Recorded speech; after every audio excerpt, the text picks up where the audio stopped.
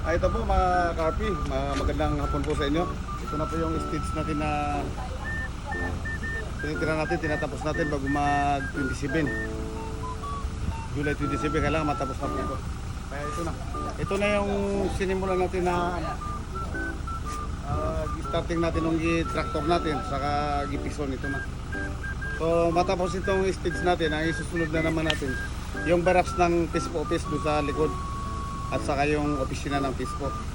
Kaya huwag kayong mahuli sa pagsubaybay sa ating mga video araw-araw para makita niyo na kung ano yung development nito dito sa PHQ ng Maguindanao del Sur. Karpi, araw ng Sabado, andito pa rin tayo, nagtatrabaho pa rin tayo. Binibilisan po natin para matapos kaagad. Andun si Foreman, yun yung mga birador niya, yung sa likod. Kaya kami yan. Maraming salamat sa pagsubaybay ng ating mga video. Kaya huwag kayong pahuli ha.